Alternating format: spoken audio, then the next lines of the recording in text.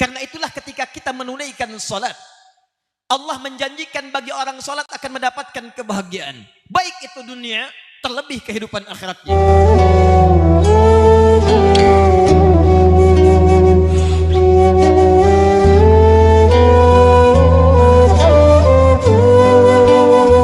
Mendapatkan sebuah kebahagiaan yang sedang atau akan dijanjikan, maka untuk mendapatkan semangat mewujudkan kebahagiaan itu, ada isyarat-isyarat dalam Al-Quran dan hadis untuk mendorong, mensupport kekuatan kita dengan mengungkapkan takbir. Karena itulah ketika kita menunaikan salat, Allah menjanjikan bagi orang salat akan mendapatkan kebahagiaan, baik itu dunia terlebih kehidupan akhiratnya. Al-Quran surah ke-23 Al-Mu'minun ayat 1 dan 2. Allah firmankan qad aflahal mu'minun.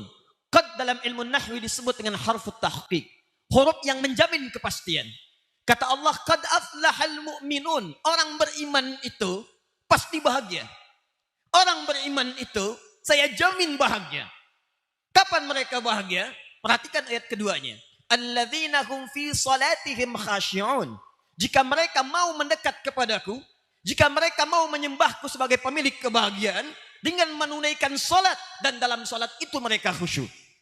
Jadi sebetulnya ketika Allah panggil kita untuk salat, bukan sekedar meminta kita ruku' dan sujud, tapi lebih daripada itu Allah ingin berikan kepada kita kebahagiaan. Karena itu panggilan salat yang pertama didandangkan, diperdengarkan 5 kali sehari di telinga kita, disebut dengan azan. Dalam bahasa Arab berasal dari kata udhun, artinya telinga. Lafaz ini akan sampai pada orang yang masih punya pendengaran. Lafaz ini akan didengar oleh orang yang masih punya telinga.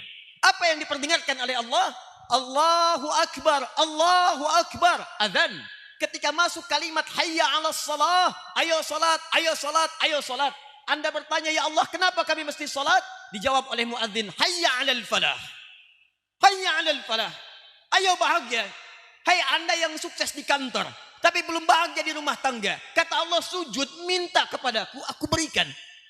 Hai engkau yang bahagia di rumah tangga, belum bahagia di lingkungan sosial, datang ruku minta, aku kabulkan. Datang. Jadi perintah pertama ketika kita menunaikan salat, lantas kita bertakbir Allahu Akbar, pembuka salat. Kenapa itu kita buka dengan kalimat takbir? Karena kita berharap dengan salat ini datang kebahagiaan dalam hidup kita. Jadi jika ada orang-orang yang salat masih tidak bahagia, maka persoalannya adalah boleh jadi dia tidak sungguh-sungguh dalam salatnya. Karena itulah kalimat bahagia disandingkan dengan kalimat khusyuk dalam salat. Alladzina hum fi salatihim khashi'un.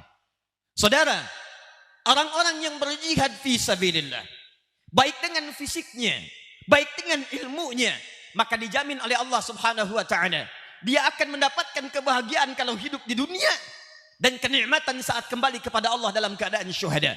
Bahkan memungkinkan masuk surga tanpa hisab. Karena itulah semua orang bergerak untuk berjihad. Jihad dengan fisiknya jika ada tuntutan yang memang harus dikerjakan. Jihad dengan ilmu jika memang ada keadaan yang harus dilakukan. Digabungkan keduanya di Al-Quran surah ke-9 ayat ke-122. Wa ma kana al-mu'minuna liyanfiru kaffah falawla nafara min kulli firqatin minhum ta'ifah liyattafaqahu fid din wa liyunziru qaumahum idza raja'u ilaihim la'allahum yahzarun. Kata Allah, hei orang-orang beriman, hei orang-orang beriman, salat dibuka dengan kalimat iman, jihad dibuka dengan kalimat iman.